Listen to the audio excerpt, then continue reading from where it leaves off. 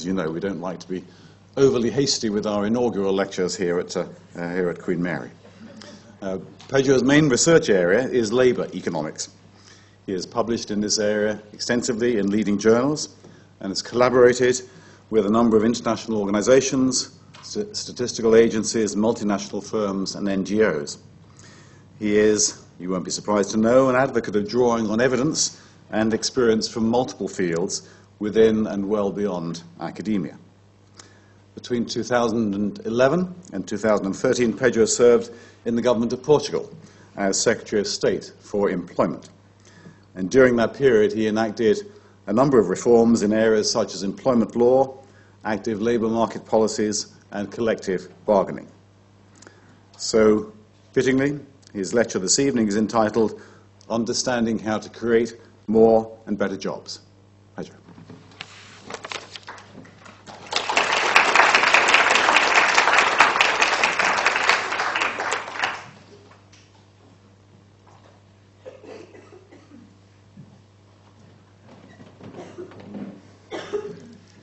Thank you very much, Principal. Thank you very much, all of you attending this inaugural lecture.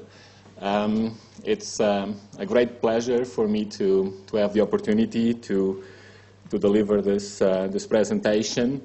Of course, it follows up on my appointment as a professor back in 2009, and indeed. It is a great honor for me to have had the opportunity to serve Queen Mary for a long period, in particular as a professor. I believe that there are many different styles and preferences in terms of the delivery and the content of inaugurals. In this specific case, one specific issue that I would like to address is to acknowledge and to thank the many different individuals that I have worked with and that have served as my mentors or have acted as my co-authors over the last few years. And indeed, I would like to start off with these slides, which will present, if I manage to address this technical issue. So just a moment, please bear with me. Very good.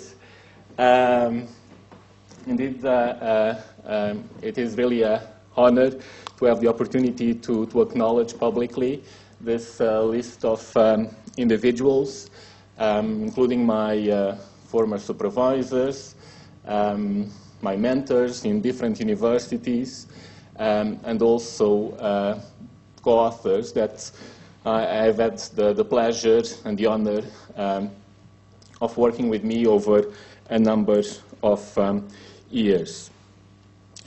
I also, of course, would like to take this opportunity to present some of the findings of the research in my field. This is labor economics, although this is also evolving towards related areas, such as those of employment relations, industrial relations, and public policy. It is really a great opportunity for me to disseminate some of the findings from these research areas and provoke some additional interaction, which I believe is extremely important for the future achievements in this field. So I think, and this is indeed one of the main messages that I would like to convey from this lecture. I think that the future growth in labor economics and a number of related areas will depend significantly on the scope of further interaction with other fields. I think there are important areas of growth if labor economics and other areas are able to work together and explore their different approaches, their different insights, and the many opportunities for collaboration that may follow. And when I mention opportunities for collaboration, I'm thinking also not only in terms of other scientific areas, but also in terms of engagement with stakeholders from outside academia. I think these are also aspects that may be of great importance in terms of the insights that we can provide in terms of the topic of today's lecture, that is understanding how to create more and better jobs. Let me give you a short overview of what I would like to present today. I would like to start with some of the main contributions that follow from labor economics and also labor policy. I believe these two areas can work together more closely. And then I would move to two topics that, again, can be extremely important in terms of understanding potential gains in job creation, in terms of its quantity and also in terms of its quality. Two of these areas are globalization. Of course, the international dimension of labor markets is more and more important. And another area which partly follows from my engagement in policy during my spell in government has to do with the role of labor market institutions. These can be different, of course, in different countries and can be important in different ways. But again, I'm very much of the view that a greater understanding of institutions can take us a long way in terms of generating more and better jobs. I'll conclude with an analysis and an evaluation of some public programs that, again, I believe can be of great interest in terms of job creation. Let me start with a short overview of my field of research so that you can also place the more recent contributions in context. I believe there have been 3 or 4 main drivers of the more recent achievements in labor economics and to some extent as well in labor policy. Of course, a large number of contributions of a theoretical nature, starting off with neoclassical views, including those of the content and main features of competitive markets. Of course, there are a number of variables that will be used and are used in the context of neoclassical theory to explain different levels of employment in different labor markets. So I'll come back to that. I'll come back to this in a moment, but I would like to emphasize the role of prices, prices of products and prices of labor as important determinants of employment levels. I will then move to the path-breaking contributions of Gary Becker and a number of colleagues, namely in terms of the so-called theory of human capital. Gary Becker and his colleagues have shown different ways of enriching the neoclassical perspective, namely by taking our analysis of labor markets and labor market-related issues to novel fields. Jumping to more recent contributions, I think it's also important to highlight non-neoclassical perspectives, such as those of search, including the contributions of Peter Diamond, Christopher Pissaridis, who have shown in what way the issues of matching can also be quite important. Let me now skip some theoretical contributions and move directly to this emerging perspective in terms of labor economics issues, namely in terms of greater focus on evidence. I think this has been an important change over the recent years. There is a greater demand for evidence, in particular what I would label as policy actionable evidence. So evidence that can be used by policymakers in different areas of labor markets in terms of promoting, on top of other goals, more jobs and better jobs. I think there is a clear shift over the last few years. Labor topics have been, in many ways, topics which have been highly politicized. However, the recent developments have created greater demand for evidence that can be used also from a policy perspective. Of course, more recently, there has been an important debate in Europe about the relative merits of different policy choices regarding the challenges that the Eurozone is facing. Some argue that the best way forward will involve some degree of deep structural reforms. Others emphasize the potential of monetary policy. Others argue for other options, such as those involving some degree of debt relief. So this is very much a big policy question for which I believe that more evidence can be made available, which would be received with a great degree of interest by policymakers across the globe. Let me show you the single slide of somewhat theoretical nature. This is the simplest possible model of employment determination in the context of neoclassical perspective.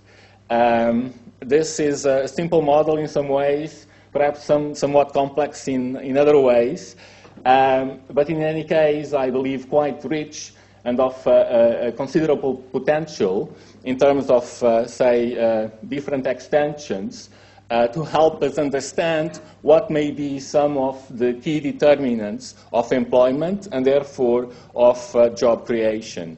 It's a simple model which considers the choices of firms in terms of employment, in this specific case, in terms of labor hours. I should mention this, of course, is taken from an American textbook, as you will have noticed from the spelling of the word labor. But this is also, to some extent, to acknowledge the many contributions that have emerged from the other side of the pond. In a nutshell, this model assumes and later shows, also using empirical evidence, that the choices by firms regarding employment are driven by the contrast between the additional benefits from employing additional workers, or at least for a higher number of hours, and the additional costs in terms of the wage bill. So it's a very simple trade-off, or a very simple choice. On the one hand, the costs from employing more people. On the other hand, the benefits from doing so. These benefits go by the name of the marginal revenue product, which is defined as the product of the price that firms command or obtain from selling their products, and the marginal product of labor. So a very simple framework which takes as the main benefit from employment the additional output generated by workers multiplied by the price that that output commands in the labor market.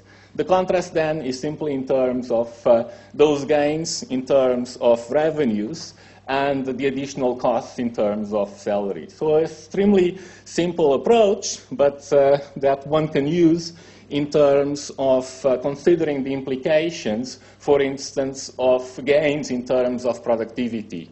So if productivity were to increase, this downward sloping labor demand curve would shift rightward, leading to a new equilibrium point, which would correspond to a higher level of employment. Conversely, if productivity would fall, or alternatively, if the price of the product would decrease, then this labor demand schedule would shift leftward, and consequently the firm would find it optimal to have a smaller amount of labor employed with that firm. So this is a simple framework, but highlights the potential main drivers from a very simplistic and perhaps certainly not fully realistic perspective, some of the main forces that will shape employment in specific firms and from an aggregate perspective in a given economy. Of course, another dimension is that of the cost side, in particular the wage level. According to this simple framework, an increase in the wage for the same level of prices and marginal product would lead to a different optimal choice corresponding to a lower level of employment. So this is a very simple framework, as I mentioned. Let me now move to two additional groups of drivers of some big developments in labor economics and policy over the last decades, and in particular those areas to which I have made some contributions over the last few years. And these are particularly about the way to obtain findings from data, in particular in terms of the so-called counterfactual empirical methodologies. Of course, economics as a social science finds it quite challenging to have convincing, fully robust evidence of the impact of different policies, of different programs, of different types of institutions. And the reason for that is that in many instances, it is quite challenging to provide a persuasive counterfactual. So the problem of the missing counterfactual is a very pervasive problem in economics and in particular in labor economics. One would want to know what would have happened in a specific case following a specific policy if that policy had not been implemented. From comparing the factual and the counterfactual, one would be able to obtain good evidence, rigorous evidence on the actual impact of a given program or a given institution. So in some instances, this has been achieved, namely in the context of social experiments. A number of programs have implemented in a particular way, which have led to very rigorous evidence on the actual impact of these programs. However, that may also involve some important trade-offs, namely in terms of so-called internal validity and external validity. So internal validity being about the extent to which the evidence is of causal nature, and external validity being about the extent to which the evidence can be used in different settings than the one in which the experiment was conducted. So there are some limitations for a number of reasons, but new methods have emerged, and they have really pushed the frontier of knowledge in terms of the empirical analysis of data and the quality of the evidence made available. Earlier methods, which are still of some use in a number of issues, are such as regression, matching, but novel methods of a quasi-experimental nature can be quite important and have received greater attention more recently. One of them, which I will describe in a moment, is regression discontinuity, and I believe this is of great interest, of great potential in terms of providing rigorous causal evidence on the impact of different programs. Let me conclude this first point by mentioning that another important development has to do with the emergence of novel data sets, namely those of a bigger size and of a richer range of variables and information. So these days, in many countries, there are these so-called matched employer-employee data sets which make available information on firms and also on their workers, which are followed over a long period of time. This, of course, offers many very interesting opportunities for one to know in greater detail, to a large extent, in many different ways, what is actually happening in labor markets and what is the impact of different programs and institutions. Other data sets include information obtained from social security registers, other types of administrative data sets, not to mention public records of firms or the internet itself, which is, of course, a great provider of information, and also data sets of potentially great relevance from a labor market perspective. Let me move quickly to a brief reference to the international aspects of labor markets. These can also be quite important in terms of explaining developments in terms of job creation, again, in terms of quality and also in terms of quantity. We all know that over the last few years, very important developments have emerged regarding globalization in terms of foreign investment, in terms of the growth of global value chains, in terms of international trade or migration. Some authors talk about a second unbundling in contrast to a first unbundling where production and consumption was conducted separately following the drop in transportation costs. So these days, the second unbundling may be about the separation of the ideas section of production and the physical part of production, whereby, for instance, in the context of multinationals, ideas may flow freely or relatively freely in such a way that some occupations, some skill levels in the workforces in some countries are increasingly being moved to other countries with lower wage costs, but also high level of ability in terms of delivering and producing following from these different ideas. So this is one aspect which has received a lot of attention. Other aspects have to do with the question of the role of multinationals and to what extent they can be regarded as sweatshops, as some people have called them, or alternatively, they can be seen to be important drivers of more and better jobs. I would like briefly to mention some work I've conducted on this topic, adding to this growing literature on the labor market effects of globalization, including research conducted with a number of colleagues, conducted also in part with, in collaboration with the OECD. One example is this project that used information for many firms scattered around the globe, and crucially, including information on both the parents, the multinational headquarters, and their affiliates in many different other countries. And critically for the purpose of the project, we were able to link parents and affiliates so that we could see to what extent the working conditions of workers in affiliates were in some way influenced by variables such as the profitability of the parents. This follows from a literature that is called rent sharing.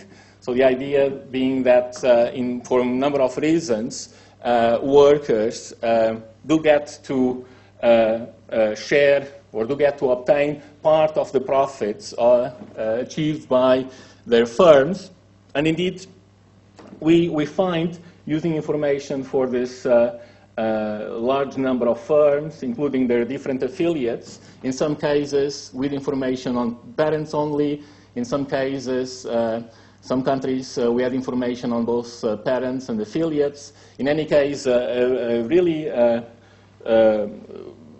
very rich data set. We were able to link firms across continents, and we found that indeed this process, labeled as rent sharing, is important not only within countries, but also within multinationals across continents. So this was an important result that emphasizes the importance of the global dimension of labor markets, in that the profitability of a headquarter, say, located in the US, will be a variable that will influence the salaries of workers in different continents, in Asia, in Africa, in South America. So this is an important result that highlights the international dimension of labor markets.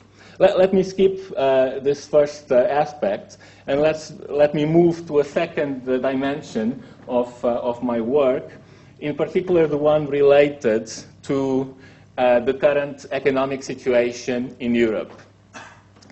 So this is a figure that presents the change in the unemployment rate in level 2 regions of different European countries. This includes the European Union, but also other countries such as Norway, Switzerland, or Turkey. So it's what I find remarkable in this graph is the extent to which one can guess, as it were, the actual borders of countries from looking at the changes in unemployment rates across different regions.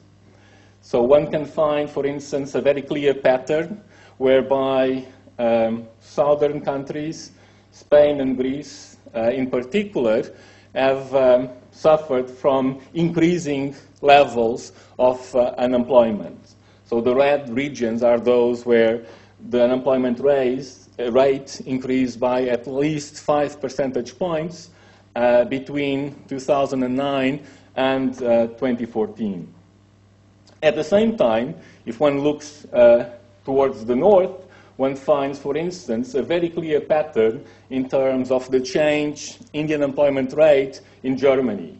So the very core of the European Union, and in this case also of the Eurozone, is the one which exhibits the strongest improvement in the labor market outcome, at least if we follow the specific variable, the change in the unemployment rate, which of course can hide some important issues regarding participation and migrations.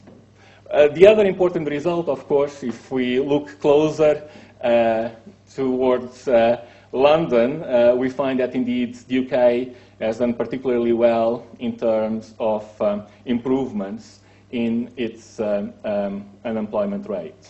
So very striking results regarding the extent to which different countries have presented or exhibited particular changes in terms of their unemployment rates. And this takes me to the following part of my talk, which is indeed the potentially significant role of labor market institutions in terms of a number of economic outcomes. And as you know, and as researchers in labor economics know very well, there are a number of potentially very significant labor market institutions that may indeed explain at least parts of the striking differences in unemployment rates across different countries and regions of Europe. One specific institution has to do with the difference in employment protection law. As we'll see in a moment, some countries are characterized by a large number of restrictions in terms of employment law. Other countries, such as the UK and the US, are characterized by a great deal of flexibility. Collective bargaining is very pervasive in some countries, is virtually inexistent, at least in the private sector in some other countries. Unions and employee associations can also be much more powerful and relevant in different countries. The list goes on, and I would include, as I believe, and many studies in labor economics have indicated so, I believe these to be some of the most important ones. Minimum wages, including tax credits, and also this technical concept used by labor economists, which is about downward nominal wage rigidity, a big word or a big phrase that is about the extent to which wages are adjusted or not, for instance, during the business cycle. This can be an important driver of employment outcomes. For instance, if we go back to the original model that I presented in the first few slides. Also, employment benefits can be an important driver of labor market outcomes, as well as the public employment services and the types and the relevance of active labor market policies. So a number of institutions that we all know of, but which have been studied in great detail, I would say, in labor economics, although perhaps not always from the perspective that can add greater value in terms of the public policy debate on what are the best ways of creating more and better jobs. I think one main point that emerges from these studies, and which I will also touch upon in my next slides, is that there are important trade-offs in terms of these different institutions, in the sense that, for instance, if one takes the case of employment protection law, of course, it can be extremely important to ensure that the law does offer some degree of protection for workers. At the same time, if the law is particularly rigid and offers too much protection to workers, then this trade-off may emerge whereby the gains from such arrangements may be less than the costs, for instance, in terms of incentives for employers to hire more workers.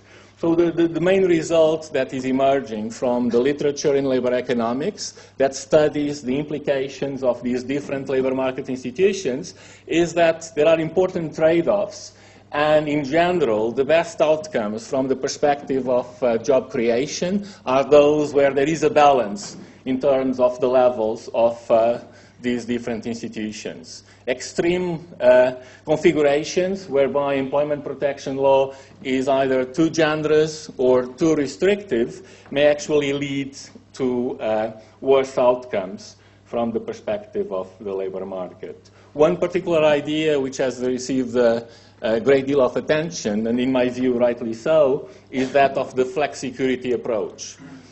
In this case, there is a combination of very generous unemployment benefits, which make sure that if someone loses a job, one will be able to have access to a relatively high level of income for a potentially relatively long period of time, while at the same time, the level of employment protection may be quite low, which would ensure that from an economic perspective, firms may adjust their workforce and ensure that they can survive difficult circumstances and adjust and move towards new areas which may ensure the survival and future growth of those businesses. So this flexicurity approach, I believe, deserves a lot of interest, in particular if we put that in contrast to the framework that we observe in many countries in Europe, in particular in Southern Europe.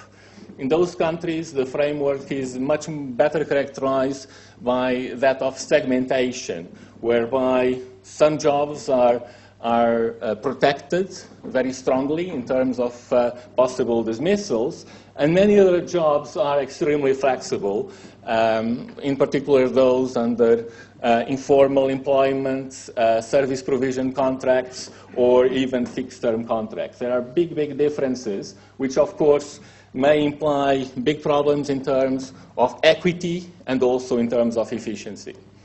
So I think this good understanding of the different configurations of labor market institutions, their different relationships is quite important in terms of promoting job creation. And indeed, to highlight the variety of systems and characteristics in Europe, I have this simple figure produced by the OECD, in one case about the protection of permanent workers against individual and collective dismissals, and one does find this huge diversity, this huge dispersion of levels, ranging from countries such as Portugal, Germany, and Luxembourg, at the very end on the right-hand side, and countries such as the US or the UK on the left-hand side. At the same time, of course, things can change, and I make reference to the case of Portugal, which, following a number of reforms, has been able to move towards the center, even if still very much on the right-hand side of this distribution.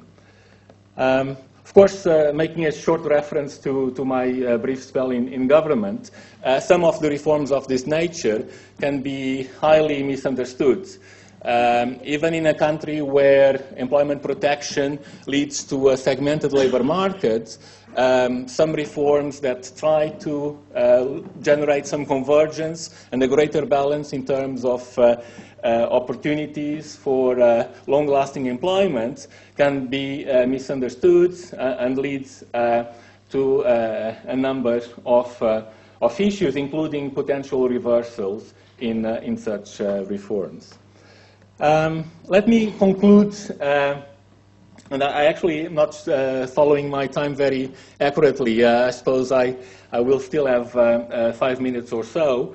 I would like to mention briefly the potential of a number of public policies in terms of creating jobs. Of course, job creation is very much something that comes from the private sector. Productivity, prices, salaries will be the key drivers of job creation, but there are a number of additional policies that are to be implemented or potentially implemented by the public sector, which can also make a big difference in terms of a number of outcomes. And to the extent that these policies are those that may be more actionable from a public policy perspective, I think it's appropriate to spend a little time on them. One particular area has to do with the so-called activation services, namely a number of potential initiatives and measures implemented by employment services, such as job centers, that seek to provide support to the unemployed. Examples include job search support, training, active labor market policies, some degree of monitoring of job search, a combination of tasks to be conducted by job centers that indeed can make a difference in terms of the probability of re-employment and the shortening of the unemployment spells. Of course, there are a number of issues that can be raised when discussing the optimal role of these services. Such optimal role will, of course, depend from country to country, from time period to time period. There are important questions in terms of the suitability of activation services in periods of recession. To what extent can the support to the unemployed help them find jobs if the economy is in a period of crisis? But I would argue that indeed some evidence can be made available that indicates that such potential is clearly important. I briefly would like to present some evidence from an ongoing project conducted in part for the European Commission, in which a specific program that seeks to provide greater support to the unemployed is evaluated from a counterfactual perspective. So this was a program implemented in Portugal back in 2012, which thought to help the unemployed in the way that I just mentioned, and in particular targeted those unemployed that had been unemployed for at least 6 months. So this is an important aspect from the perspective of the counterfactual impact evaluation of the program, in that it creates a big discontinuity in terms of the profile of the individuals that are involved in the program and those that are not. One simple example or one simple illustration of the nature of the program and the potential that it creates in terms of the counterfactual evaluation follows from this figure, which indicates, first of all, the number of individuals with different levels of unemployment duration. That's the red line. So this is a snapshot of the labor market in a particular period of time in middle 2012. So a very large number of individuals of certain characteristics at different levels of unemployment duration. Now the big the important aspect which I would like to highlight has to do with the fact that as soon as an individual is unemployed for 6 months, there is a big increase in terms of the share of individuals which are subject to this intervention, in terms of the provision of greater support for the unemployed. So it goes from 0% to 11%, 12%, as soon as this 6-month threshold is reached. Using this discontinuity, one can apply some evaluation methods, in particular those that are about the comparison of the reemployment probabilities of individuals with different levels of unemployment duration, in particular to the left and to the right of the relevant threshold, which in this case is about the 6-month unemployment duration level. And indeed, one may want to establish a relationship between the duration of the unemployment spell and the probability of reemployment. That means ending in the unemployment spell and becoming employed. And if one does so, one observes this very steep decline, which has been observed in many other studies, indicating that indeed the longer one is unemployed, the less likely one is to become employed. So a very strong phenomenon which has been labeled as negative duration dependence. Now the important point is that if one compares this relationship to the left of the threshold, to the same relationship to the right of the threshold, and if one projects this trend in terms of what would have happened without the intervention for those that reach the relevant threshold, one finds this important gap.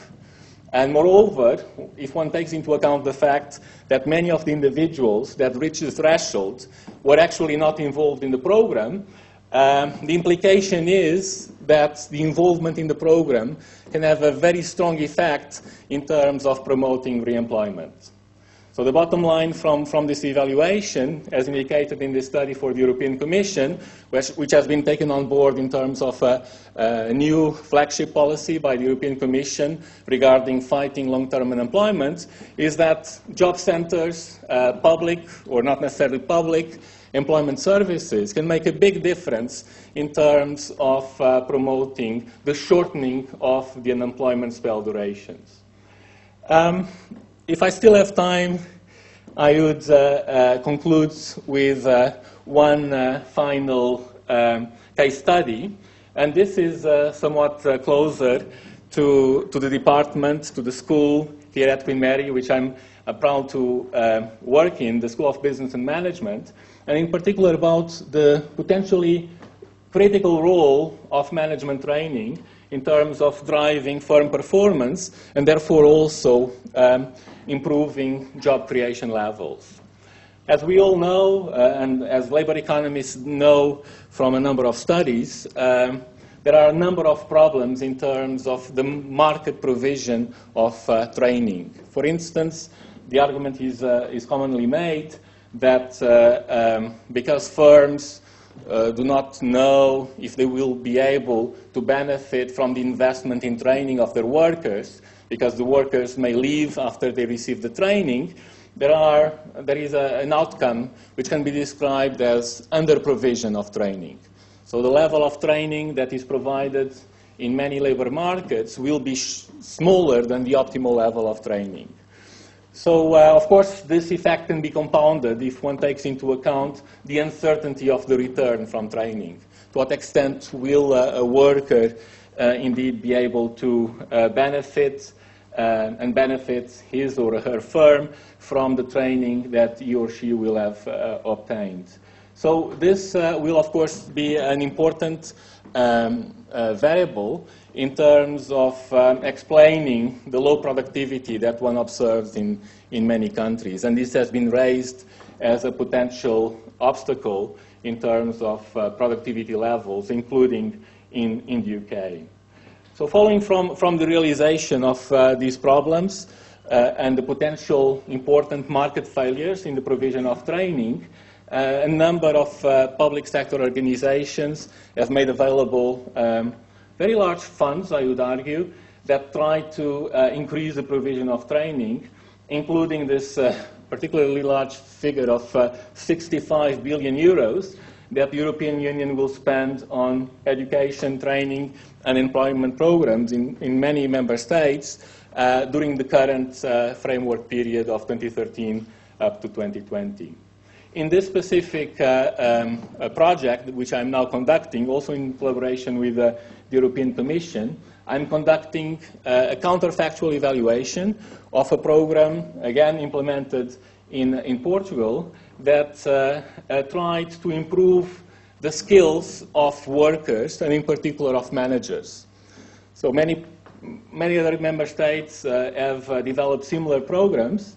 In this case, this one has this particular feature of making the allocation of the funds depending on a number of criteria, which again establish an important discontinuity in terms of the provision of these funds. There were a number of scores that were computed for different applications based on different criteria, including the profile of the firms, including the intended nature of the training, also depending on the availability of funds in different competitions of this specific program.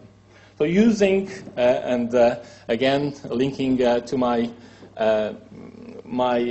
first slides on the relevance of novel data sets, using particularly rich information, both from an administrative source and from a labor market source, we were able to compare the outcomes of these firms, in particular those that were very close in terms of their actual application score.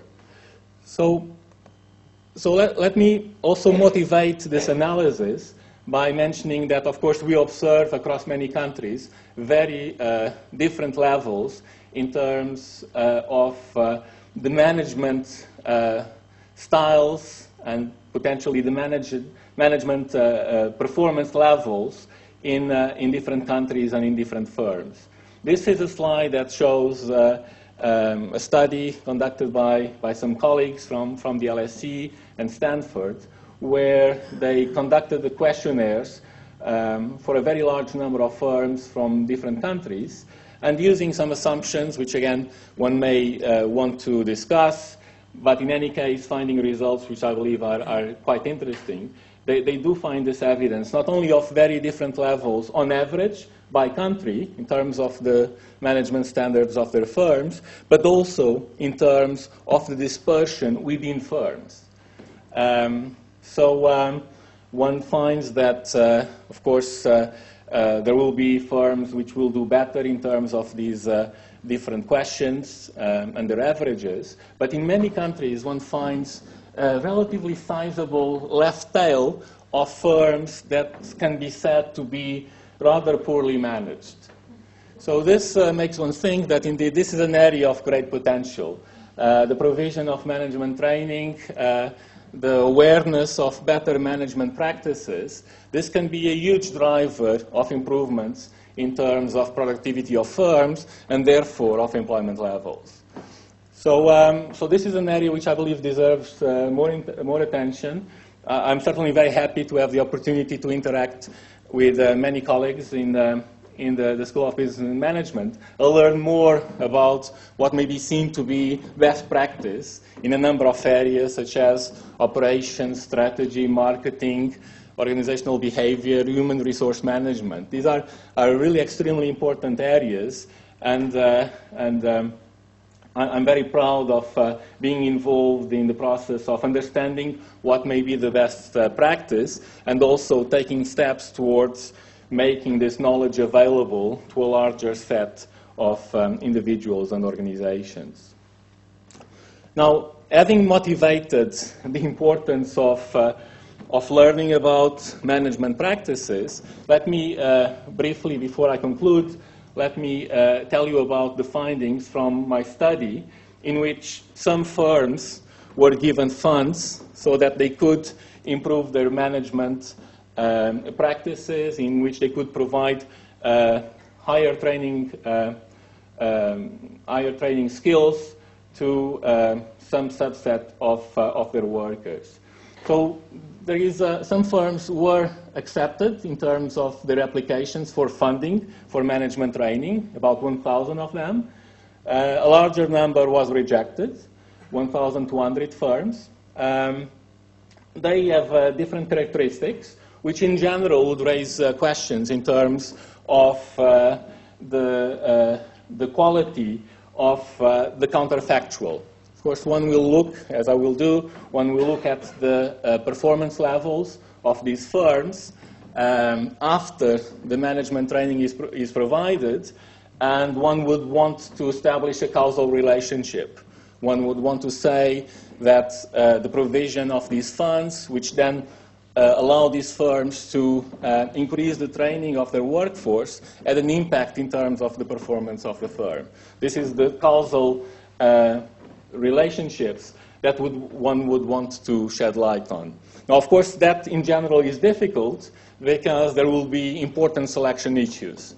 Firms that conduct the training may be different from those that do not, and to that extent, it could be these other variables that drive any differences in terms of the performance levels. In this instance, because of the specific nature of the provision of the training funds, one may be able to provide evidence of counterfactual and causal nature. And indeed, the source of my approach is related to this slide. This is about the distribution of the application scores across the firms that applied for the funds. And after centering the application score, which is determined by the threshold that applies to different competitions of this program. Of course, there is a lot of richness in terms of the actual implementation of the program, which I don't have time to address now. The key point that emerges from this analysis is that there is a clear threshold in terms of some funds meeting the minimum score required for the provision of the training funds, and those falling just short of that specific threshold. So this is very important because under some assumptions, under some reasonable assumptions, one can take those firms that fall just short of the required application score as a good counterfactual of those firms that do receive the training funds. And to that extent, one can use them, the first group, as a counterfactual of the latter group. And from comparing their changes in performance over time, one can conclude that those changes are driven exclusively by the provision of the training funds. Now, the outcomes can also be presented in a graphical manner. This is one of the virtues of this so-called regression discontinuity approach. I have, of course, lots of tables with econometrics and coefficients and p-values. I will certainly not spend time on those. I think this is indeed a very interesting part of this methodology. Everything can be done graphically, and if there are mismatches between the graphical dimension and the strictly statistical one, then there is certainly a cause for concern. One also important result, which some people care about, and with good reason for that, is that one observes an increase in terms of the training for the two types of firms, in particular in the period in which the training was subsidized. For instance, we can see in this table that the share of workers that are subject to training is higher in the group of firms that receives the funding, and similarly for all other variables. In 2010, the indicators are consistent with the assumption that the training funds make these firms invest more in the training of their workers. Of course, there are also concerns in general in this literature that the provision of these funds actually may represent a deadweight loss, in the sense that many of these firms perhaps would spend their resources in training even if they had not received the funds in the first place. That does not seem to be the case, also because when one looks at the same statistics for the second year, when the training was no longer provided, the gaps between rejected and approved funds are much smaller. So let me conclude by showing you the slide which presents the results. This is the variable that is considered on the vertical axis is the change in the performance of the firm. Of course, this is measured in a very crude manner to a large extent. This is the amount of sales per worker. In any case, this is a widely used measure of firm performance in this literature.